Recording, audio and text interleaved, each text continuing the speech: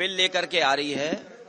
Bharatiya Janata party का इतिहास जिस तरह के फैसले लिए अगर हम देखें, उससे कहीं न कहीं जो परिणाम भारतीय जनता पार्टी चाहती थी वो नहीं आए। भारतीय जनता पार्टी का हर फैसला वोट के लिए, अपने लोगों को खुश करने के लिए। ये वक्फ बिल के खिलाफ समाजवादी पार्टी है, पहले भी थी, आगे भी रहेगी। जिस तरह के संशोधन भारतीय जनता पार्टी कर रही है, वो पूरा कंट्रोल अपने पास चाहते हैं।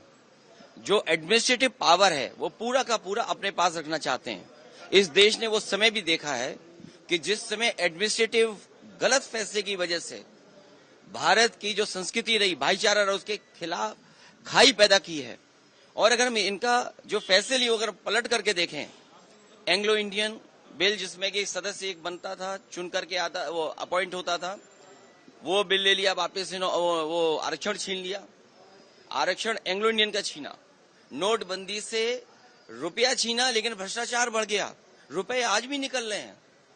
जीएसटी कानून लाए, उधर व्यापारियों का सब कुछ छिन गया। दिन भर वो केवल जीएसटी का चक्कर काट रहे हैं।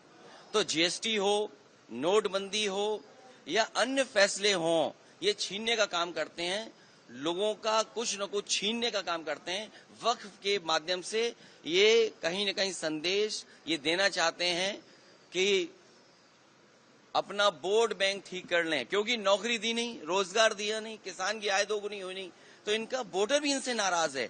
देखिए, जिस वोटर को ये तुष्टीकरण कहते थे, हम लोग तुष्टीकरण कर रहे हैं, क्या ये तुष्टीकरण नहीं दे रहे हैं, कर रहे हैं किट बांट करके। अभी ईद पर जो किट दी है, क्या ये तुष्टीकरण में नहीं आएगा? क्योंकि इनको पता है इनका वोट खिसक गया है। अभी तक तो ये हिंदू भाइयों को गुमराह करते थे, अब इनकी कोशिश है कि मुसलमान भाइयों को भी गुमराह कर दें। सर, वो कह रहे हैं वक्फ पे विपक्ष गुमराह कर रहा है। सर कह रहे हैं कि वक्फ पे विपक्ष आप एंग्लो इंडियन इन्होंने छीना, क्या विपक्ष ने गुमराह किया? आपने आरक्षण छीना, जो यहाँ पर लोकसभा में चुन करके आते थे, असेंबली में अपॉइंट होते थे, तो वो छीना आपने। नोटबंदी पे आपने कहा कि आतंकवाद खत्म हो जाएगा, इनके लोगों को माफी मांगने जाना पड़ा। क्या आप सोच सकते हो? फौज के गलत फैसले की वजह से, हालांकि नई बात बनती ये कहने की है, लेकिन फिर भी कह रहे हैं, एक घटना ऐसी हुई जिसमें इनको माफी मांगनी पड़ी है फौज के बड़े अधिकारी को जाकर के, जो गलत एनकाउंटर हुआ था। तो इन्हीं की वजह से आतंकवाद बढ़ रहा है। नोटबंदी फैसला लिया, क्या भ्रष्टाचार नहीं बढ़ा? एक व्यापारी उत्तर प्रदेश में, जिसके इत्र व्यापारी था, कारोबारी, 250 करोड़ रुपए निकला था नोटबंदी के बाद, और ये कहा गया समाजवादी पार्टी का है।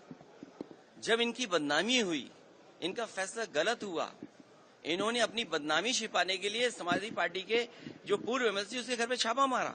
तो जीएसटी सरलीकरण कह रहे थे, इसी लोकसभा में आजादी की तरह जश्न मना था जीएसटी का।